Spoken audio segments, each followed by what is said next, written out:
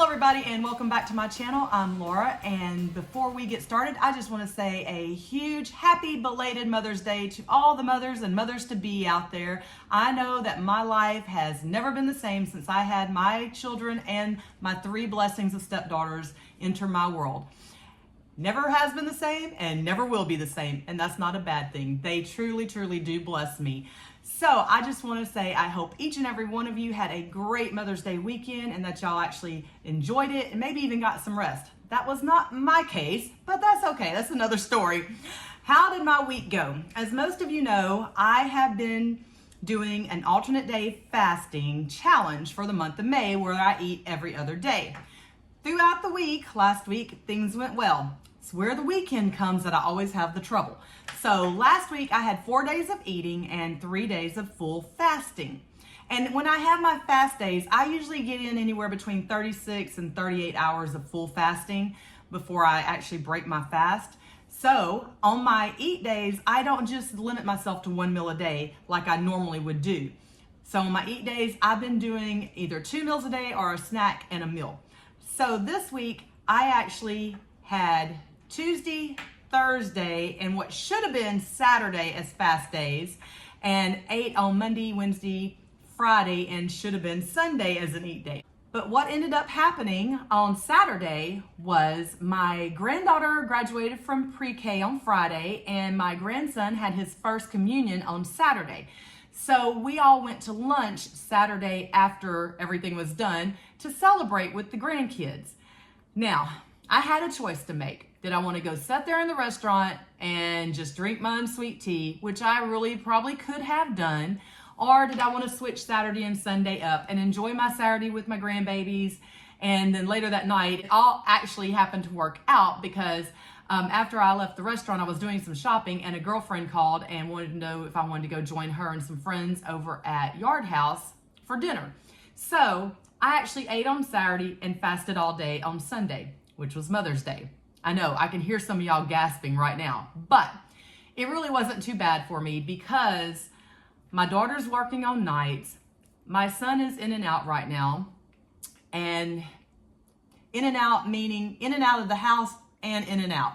The boy's going through some struggles right now, so he slept a lot of the day. He's emotionally drained. So it really wasn't like I was going to get to spend a whole lot of quality time with my kids that day, which is okay because we've got other stuff planned. And, you know, with Ariel living with me, she probably gets sick of seeing me anyhow. But anyways, so all day on Sunday, I cleaned house and just listened actually to Jen Stevens' podcast. I'm on like number 37 now. It's all I've been doing. And if you guys have not, I know I talked about this last week, but if y'all haven't started listening to those, go in there and listen to some of those. I started at number 1 and I'm just going to work my way through. It may take me months to get through all 305 or 6, whatever she's up to now. But I am really enjoying them and they're helping me stay on track. They're helping me stay focused. So that's what I did during the week. I ate my 4 days that I ate or was supposed to eat. And then my 3 fast days, I fasted and I listened to podcasts all day. So how did my meals look this week? Well, on Monday, I did same thing I did, I think the week before or something, which was the ribeye and the green beans and the loaded baked potatoes. And I know y'all seen plenty of those pictures. And then on Wednesday, I had broke my fast with some chips and guacamole and salsa. And then I was eating that while I was cooking, and I made a jalapeno popper meatloaf. Those things are so good, guys. They're delicious. I had that with some green beans, and then that was actually Ariel's birthday, her actual birthday date. So after she got home, after I got home from work, we went to a happy hour with some friends of ours and had some daiquiris, which I had a pineapple daiquiri and a strawberry daiquiri that night. So that was the whole Wednesday food ordeal, you know, and drinks. And then on Friday, I went to dinner after work with with one of my coworkers and one of my girlfriends, and we went to Gringo's, and I forgot to take pictures there again too. When I get around people, we get to talking and I don't even think about taking pictures of my food, but I had my old staple there, you know, rice and beans and cheese enchiladas. So, and a margarita. I did have a margarita there. And so then, like I said, Saturday was supposed to be a fast day, but I went ahead and ate. I had a guacamole salad at the restaurant. And then when I went to dinner with my girlfriend that night, we went to Yard House. I had a grilled chicken sandwich with avocado and some French fries. And there I had some kind of pineapple drink, which was really good. So those were my meals through the week. And then, like I said, yesterday I fasted all day. I just broke my fast this morning. I have a little over a 37-hour fast, so I'm feeling pretty good. The fasting every other day, except for over the weekend, is going really well. If I don't have plans and I don't want to switch up my days, I do well. This week, same thing is going to happen. I'm just going to tell y'all up front. My job is doing like an end of the year party. And of course, they've decided to do a cookout thing for us on Friday in between bus runs. So they're going to have fried shrimp and fried catfish and hush puppies and French fries and all this stuff. And I was like, of course, it's on a fast day. So I think what I'm going to do for Saturday or for Friday is the same thing I did this week. I think I'm going to flip-flop my days, eat on Friday, fast on Saturday, and then get back to it on Sunday. We'll see. I'll know more when I get closer to the end of the week, but that's what's in my mind right now. So that is the one thing. I know it's an ADF challenge where you're supposed to eat every other day, but at the same token, I'm not being real strict on myself with this. I'm trying this again. I know the last time I did it, I was like super strict. I mean, we stuck to the plan from the get-go, and I did really well. I lost, I think, like something like close to 10 pounds that month. This time, I'm not doing that well, and I'm not keeping myself that honed in. I'm doing it mostly, I want to do it for the weight loss, don't get me wrong, but with listening to all these podcasts and everything talking about how just to give your digestive system a rest from food and digesting, and it just, all the healing benefits from fasting, I'm thinking about that more this month than I really am the weight loss. Is it helping in the weight loss? Well, how did I do on the scale this week? Last week when I weighed in with you guys, I was 184.8, I believe. And this week, I am 183.2. So I know that's not a huge loss. It's only 1.6 pounds. But you know what? It's a loss. I'll take it. So I'm inching my way down back into the lower 80s, which is a good thing because I'm going to tell y'all, I have seen that scale get way too high over the last month. Not happy about it, but I'm slowly starting to come back down. So I know this is helping. And during my deep cleaning on Sunday, I ran across my book that I kept all my weights in last year. And I opened it up and I was looking at all my weights from May of last year. And on the 15th of last year, I was 188.6. So I was in the 180s. I know I talked about this last week in the month of May. The high 80s and low 90s is where I bounced all through the month of May last year. So I am really, I know I said it last week, but the more I thought about it, guys, I've never maintained my weight for a solid year. Never. Unless it's been at 230 and 240-ish. You know, I've been in the 230s and 240s for year after year after year, but I'm talking about with a weight loss. When I've lost weight, I may get down to a certain point and then within 4 or 5 months, it starts inching up that scale. And before I know it, I'm back up into the 230s or 240s. So for me to go a whole year now, below 200 pounds, below 190, really, you know, or around 190 or below, I'm proud of myself. You know, I know you guys tell me all the time, I'm so hard on myself. But when I got to really reflecting on it this past week, I was like, wow, that is an accomplishment for me. Because I know even in high school, every year I gained 10 pounds. I graduated high school at 165 and I'm only 5'5". I'm not that tall, you know. That's still, if you look at standards, that's obese. You know, that's past overweight. So I'm really proud of myself not gaining and getting back up over 200 pounds. I don't ever want to see that again.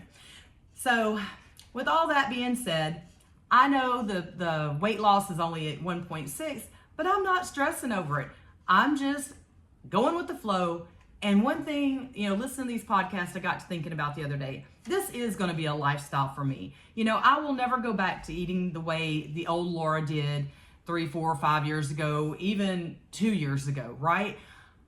This will be something I do the rest of my life, whether it's just an 18-hour fast or a 20-hour fast, 1 meal a day. I will do some form of fasting for the rest of my life. It's going to be a lifestyle, and it's something that I can do. I'm not a big breakfast person anyhow, so it's very easy for me to skip breakfast and do 2 meals a day if I want to once I hit maintenance. We'll see what happens when I get there. But I've got the rest of my life to stay on track, figure this out, whatever. Why am I putting so much pressure on myself to try to get down to goal weight within 2 or 3 months when maybe I have another 20, 30, 40, no, I ain't got no 40 years, but we'll see. I don't think I have another 40 years, but even if I have 20 or 30 years, in the grand scheme of things, 2 or 3 months to 30 years, you know, I've got time. I've got plenty of time. So I'm trying to kill myself for what? I have no idea.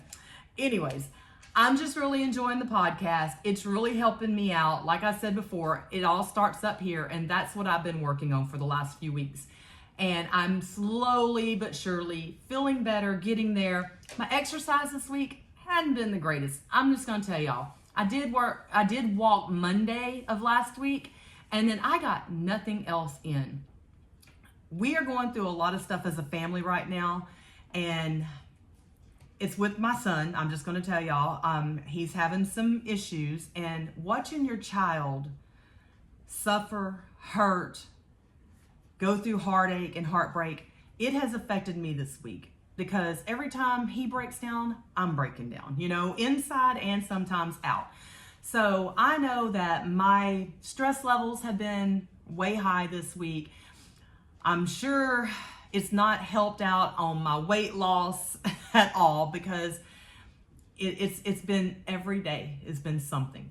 So right now we are just taking one day at a time and one moment at a time. And like I told him, if you need to cry, cry. If you need to scream, scream. If you need to go punch something, get you a pillow and punch it. You've got to let this stuff out. And that is no matter if it's with your weight loss or something in your actual day-to-day life. You can't hold things in. It will eat you alive from the inside out. And I've been bad. I've done that in the past myself.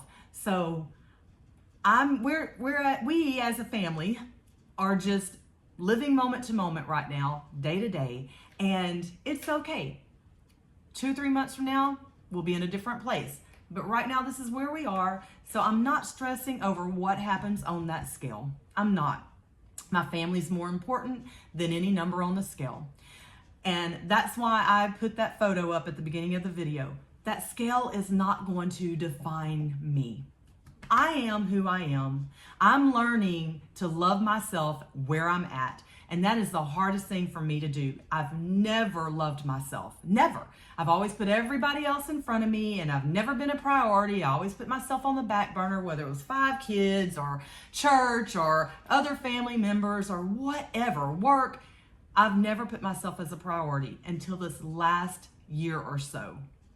And it's finally sinking in that until I love myself, I can't really love anybody else. Bottom line. So, I don't even know why I went off in that little tangent, but it's just this whole week it's really had me doing a lot of reflection. It's brought up a lot of stuff, watching my poor kid go through this stuff. It's brought up a lot of stuff from my past, and it's now where he's at. I was 8 years ago, and now I'm helping him through a bad period of his life, like my mom and a neighbor around the corner did for me. Because I know there was a period in my life, I couldn't even stay in my own house, guys. I laid on her couch for like 6 months because I did not want to even be in my own home.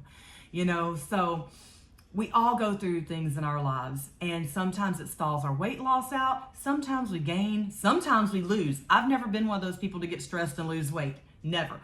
But some of you guys are.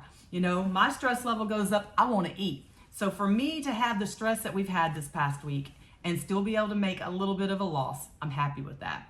One other thing I want to leave with you guys, I'm going to link an old video of mine in the description box if y'all want to watch it.